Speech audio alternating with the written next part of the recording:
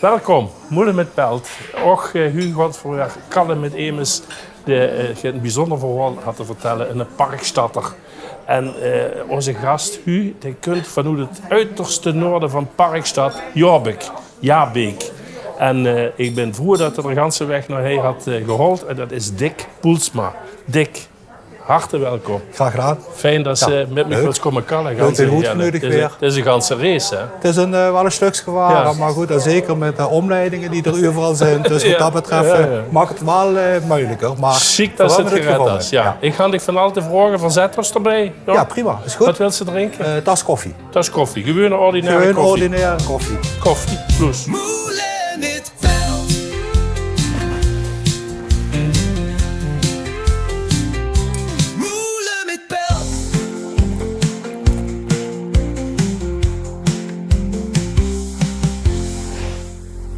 Dick Poelsma, van harte welkom in Moelen met Pelt. Fijn dat ze met me wil skallen. Ja, zo wie bij Gieke rennen, gaat het natuurlijk beginnen van met de vraag, waar stond het Weegsche? Waar ben je geboren? Het Weegsche stond in Brunsum, in de Heufgestraat. En volgens mij ben ik met Weefke en al verhuisd naar Schelvend. Naar Schelvend? Ja. Oké. Dus volgens mij heb ik daar een maand of 6 gewoond in Brunsum. Ik heb er ook niets van herinneren, behalve dat inderdaad in het paspoort staat geboren in Brunsum. Maar wanneer het zo van pas kunt je sturen op de Parelstad? Ja, dat klopt. Dat klopt. En vandaar naar Schelvend gegaan. Ja. Oké. Ja. En daar ben je even blijven hangen? Daar ben ik behoorlijk lang blijven hangen. Ja. Want eigenlijk de hele jeugd, puberteit in Schelvend. Ja. Ligere school is het. Ja, dat wordt welke school wordt dat? De legerschool, het wordt de Eligieschool in Schelvend. En Schelvend heeft 3 scholen. De Eligieschool, Marieschool en de Franciscuschool. Jongens, meisjes. Ja, en nog, inderdaad. 1 keer gemengd, dat wordt de Franciscuschool. Okay. En er wordt een meisjesschool en een jongensschool. En ik zat dan op de Eligieschool, de jongensschool. Want Schelvend loopt nog met de berg. En de berg was symbolisch ook de grens naar welke school ze ging.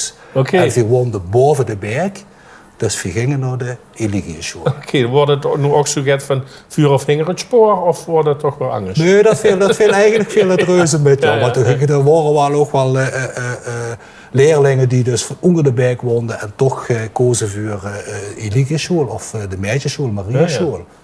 Dus het wordt niet de wet van mede en per se noodzakelijk met controles erbij enzovoort. Ja, nou, Klinge Dick kwam goed mee op school, denk ik. En dan ging ze of naar Rombouts of ging ze noordelijk?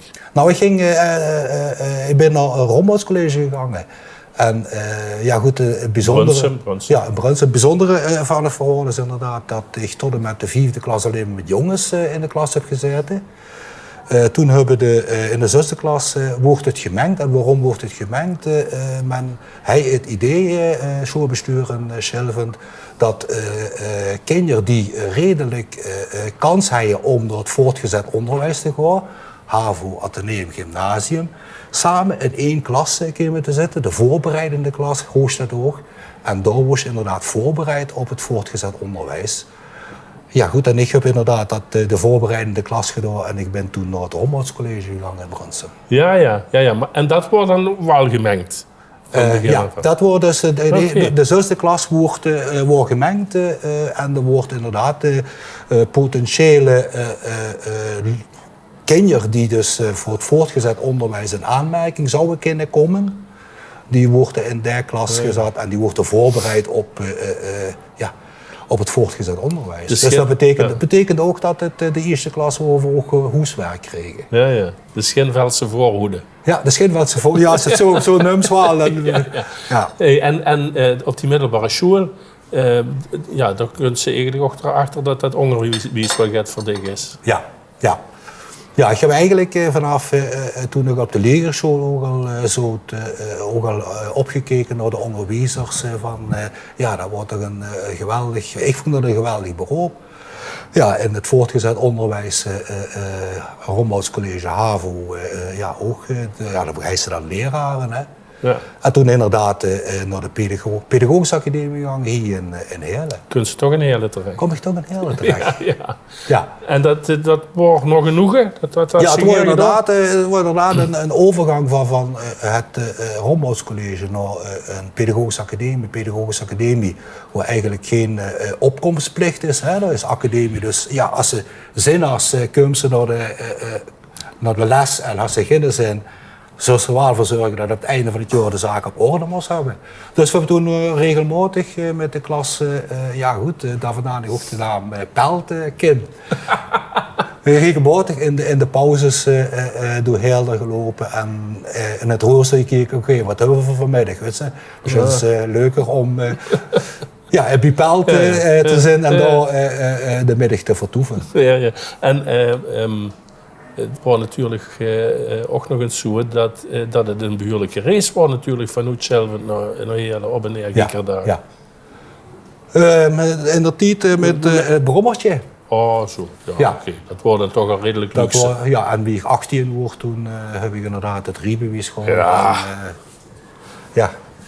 Maar meestal inderdaad met het brommertje, ja. En dus het rollen van die bul door, ook voor de klas gestangen. Ja. Het was inderdaad een hele moeilijke tijd, 76 geworden. Ja. Eigenlijk in tegenstelling tot nu een overschot aan onderwijzers. Dus eigenlijk koos je in de handjes klappen als inderdaad aan de bakgames. Ik weet dat we in de klas zaten met 20 of 22 uiteindelijk afgestudeerden. En we zijn toen met 2 man die uiteindelijk een contract hebben gekregen. Ja goed, de Games Olympica aan de bak is vervangingen. Dan kwam ze in de vervangingspool en dan koos je door aan de slaag. Ja, ik had door ondanks het geluk dat ik zelf aan de bank koos. Nou, ja, zondagskind. Ja, inderdaad. Ik ben een bijzonder gebeuren, dus wat dat betreft klopt dat helemaal, ja. Toch had ze dat niet zo lang gedaan, onderwijs? Ik heb 8 jaar bij het onderwijs gezeten. En niet omdat ik er een hekel aan had, absoluut niet. Maar na 8 jaar kwam de bezuiniging in het onderwijs. Dat betekende klassen groter, onderwijzers weg. En toen word ik de eerste keer geconfronteerd met het LIFO-systeem. Last in, first out. Ik was het eerste lidste daar binnengekomen. En dat betekende dat ik indien er ontslagen zou vallen, ik als eerste eruit zou moeten. En dat is u voorkomen, of dat best een vuur geweest? Ik ben dat vuur geweest. Het waren in elk geval de vooruitzichten waren dat ik minder uren zou gaan krijgen. Toen heb ik een advertentie gezien van de douane. Ambtenaar der Rijksbelastingen, afdeling douane, stond in de krant. En dat was het eerste jaar dat de douane ging werven zonder dat er een provincie tussen moest over te zetten. Voorheen was het zo dat als ze wil werken bij de douane, dan kwam ze uit Limburg. Ja, dan mocht ze niet in Limburg werken. Merendeel ging dan naar Schiphol of naar Rotterdam, de haven. En andersom, die vanuit Amsterdam, Rotterdam bij de douane komen werken, die wordt heel vaak geplaatst. Gezien de omkoping, had men toen de gedachte van Loester, verhoudt er minimaal 1 provincie tussen. Dus ik heb toen gesolliciteerd, ben aangenomen bij de douane, opleiding gehad, 4 maanden interne opleiding in Elspet. En toen aan de slag gewerkt, bij de douane gezeten. Ja, maar echt aan de grens gestaan. Ja, ik heb echt aan de grens gestaan en ik word ingedeeld bij Heerlen PDA hoofdstad, postdouane en accijnzen. Waar enerzijds wordt dat op de autoweg en anderzijds wordt er ook een PDA waarbij een aantal kleinere grenskantoren bemand moesten worden. Vrij 6 grenskantoren, Schelvend, Rimburg, Baalsbrugge, Haanrade, Bouwweg en de Hols. Okay. Dus zo stuks. En daar heb ik gezeten. Ja. Ondertussen ben je getrouwd met het buurmeisje. Toen nog niet, dat is inmiddels 15 jaar geleden is dat gebeurd. Okay. Dus niet in de douanetijd. Ik heb daar bij de douane 7 jaar heb ik, gewerkt daar. Ja, toen kwam het akkoord van Schengen. En de tweede keer LIFO, last in, first out. Dus dat betekende dat ik inderdaad niet ontslagen word, maar ik koos vrijwillig naar Rotterdam of naar Schiphol. Daar koos ik blijven werken, maar ja goed, ik heb mijn hart verpand aan Limburg, dus ik ben in Limburg gebleven. Ja, ja. En heb toen ben toen gewoon solliciteren en aangenomen als ziektewetcontroleur. Bij het UWV. Was dat toen al UWV? Nee, toen was dat DETAM. Ja. De bedrijfsvereniging voor Detailhandel detailhandel en ambacht, waar de schoonmaak ook bij hoort. En ik ben toen lekencontroleur, ziektewetcontroleur gegaan. Dat betekende dus dat ik 's morgens vroeg vanuit de administratie het ziekmeldingen kreeg. En vanuit die ziekmeldingen dan ging sorteren van oké, waar ga ze dan bezoeken. Niet zo'n leuke job, hè? Ja, het was aan zich wel, ja. Het is een controlerende job. Ligt eraan wie ze er is natuurlijk. En ja goed, ik heb daar een leuke tijd gehad. Betekende ook bijvoorbeeld, als ik kijk van oké, dat we ook de schoonmaak worden ook bij aangesloten. Ja, op het moment dat er inderdaad een griepgolf wordt, dan wist ik ook gewoon van oké, het regent ziekmeldingen. Ja goed, dan is inderdaad van de schoonmaakbedrijf ook een aantal ziekmeldingen. Ja goed, eerst hoe ze dan keep zijn, waren dan verrassend. En bij de rest van de schoonmaaksters, hoe ze dan kwamen, ja, die logen of op de bank of die logen in bed, want hij zich dat deur gebeld van, hij is ook al weg. Ja, van wat een beetje opzitten, want we willen vooral natuurlijk ook gaan over wat aan vrijwilligerswerk allemaal doet in Jobbik. Maar eerst maar even een muzikaal intermezzo. En die keuze vind ik niet zo voor de hand liggen.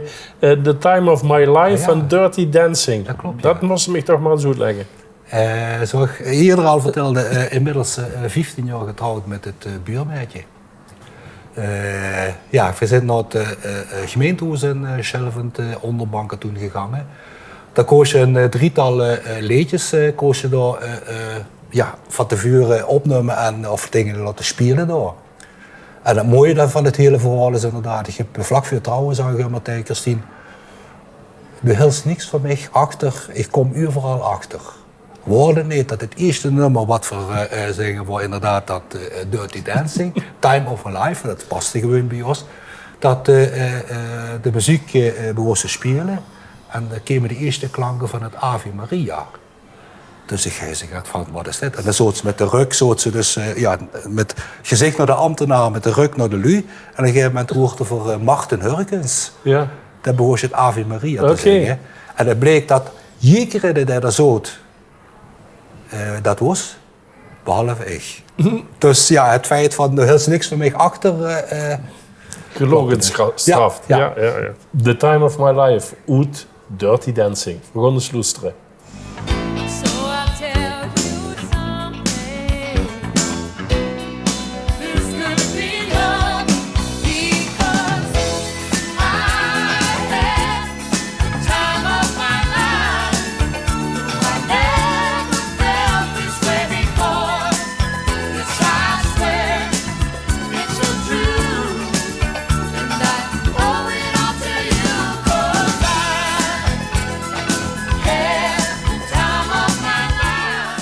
Dick, voor weet al hiervoor, maar voor willen vooral ook zeker in deze christentijd, veel wat ik weet over het vrijwilligerswerk was ze in Jobbik, Beekdalen, ook met die vrouw, Dees en dan Hasgedoor.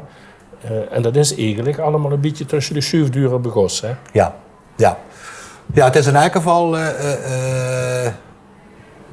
15 jaar geleden inderdaad getrouwd, toen nog vol aan het werk. Het pensioen naderde.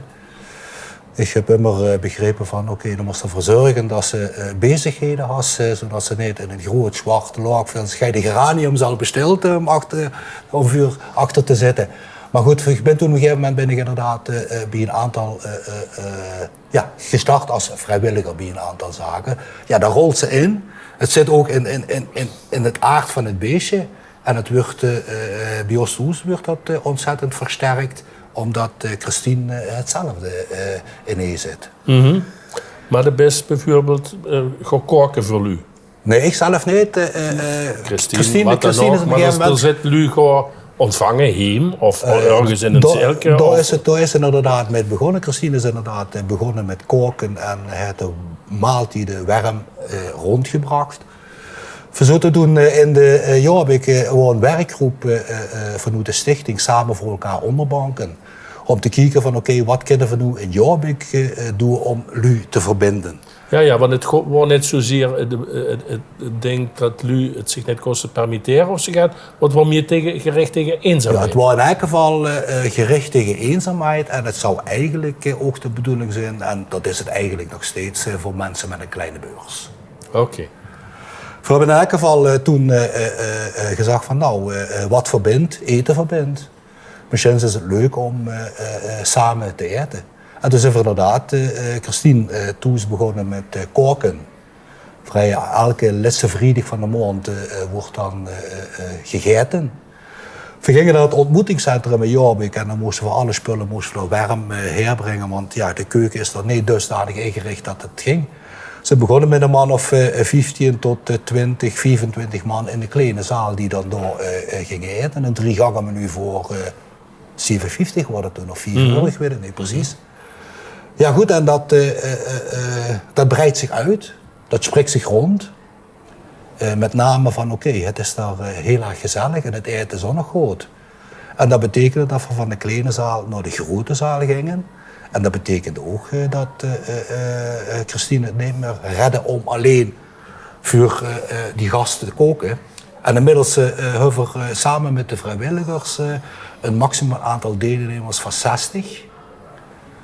Zit ook immer praatjevol. We hebben zelfs een wachtlijst van waarvan de LU ook weten van oké, als iemand zich afmeldt, dan bellen we dicht, dan zou ze kunnen deelnemen. We zijn uurvergangen van de laatste vrijdag naar de maand naar 1 keer per 6 weken. En ja, het is heel hard werk en niet voor mij. Het enige wat ik doe is gaat administratie en gaat deelnemerslijsten en dat wordt al. Maar vooral voor de kookploeg. Inmiddels is de kookploeg uitgebreid. We zijn met 5 nu die koken. Die toesters een gedeelte van de maaltijd bereiden. Dat gedeelte van de maaltijd warm metnemen naar het ontmoetingscentrum. Daar wordt het warm gehouden in warmhoutrochons en dan wordt er gezellig gegeten. Ja. En natuurlijk het opruimen en er speulen. Ja. En Nee, dat klopt. Het is kijk, op zo'n vrijdag starten we om 11 uur op een zaal op orde maken. Heeft dat dan. Ja, de zaal is leeg en dan moeten dan minimaal 60 stoelen komen te staan. Tafels voor het buffet, gelukkig. En ja, dat prijs ik me heel erg gelukkig met, is dat we heel veel vrijwilligers hebben. En die vrijwilligers, we hebben 5 man die 's morgens vroeg om 11 uur de zaal op orde maken. We hebben de kookploeg die inmiddels met 5 man zijn. We hebben immers de bar deed, we hebben in de keuken stond 3 man ja, die eigenlijk totaal niet kunnen genieten van de sfeer in de zaal. Maar die eigenlijk alleen maar constant bezig zijn met in de vaatwasser eruit halen. Moet allemaal gebeuren. Moet allemaal gebeuren. Ja, en ik heb er heel veel respect voor. Ja. En ik ben heel erg dankbaar dat we die vrijwilligers ook hebben. Ja. Want het is uiteindelijk, ja, Ganskeling begos. Misschien is het ook wel de leukste tijd, hè, de opstarttijd, een beetje de pioniersgeest en het idealisme. Maar het is inmiddels ook door de gemeente Beekdalen omarmd. En nou ja, het fenomeen eenzaamheid, maar ook armoede. Het zijn dingen natuurlijk die ook in zo'n gemeenschap wie Beekdalen, allemaal die kling dorpjes en dan gaat groter dorp. En wat het nog misschien gaat onoverzichtelijker en onduidelijker maakt wie in een het grotere plaatje. Ja. Dus die spirit die is er wel nog, ondanks de officiële, zal ik maar zeggen. Ja, die spirit is er nog steeds. Het valt onder de stichting Samen voor elkaar onderbanken. Wat er al zei, samen voor elkaar. Onderbank of Beekdalen? Nee, onderbanken. Okay. We zijn ontstangen vanuit de gemeente Onderbanken. Heeft je nog helemaal zo'n stichting Samen voor elkaar onderbanken. En we organiseren een aantal activiteiten. Vooral voor lui uit het huis te lokken. Hè. Zo hebben we dat samen gezellig eten in Jaarbeek. De tegenhanger, nee, de evenknie in Bingel, is Bingelraad ontmoet. Ook in zijn zuswerken voor een 60, 70 mensen eten. We hebben het Repaircafé. En eigenlijk van alles vanuit de stichting georganiseerd om ervoor te zorgen dat jullie op een goede manier samen kunnen komen. Ja, chic. Ja. Lijkt me een goede tip, ook voor de lui heen, om in deze kwestie nog te denken over wat zou we ons kunnen doen. Hè? Ja. Ja goed, we hebben het repaircafé, dat wisselt. We hebben nu deze keer is het repaircafé in Jorbik. Ja goed, en dat is redelijk tot goed bezocht.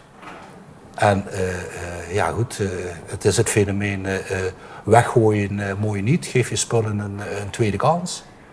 En als ze niks om te repareren, dan kom gezellig een tas koffie drinken. Ja. Nou Dick, versleten af wie je bent met een Elske.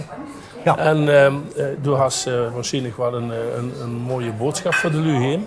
Ja, de boodschap voor de lui heen is kleine gebaren maken grote verschillen. En dat vooral in het kader van de eenzaamheid en ja, goed, het vrijwilligerswerk.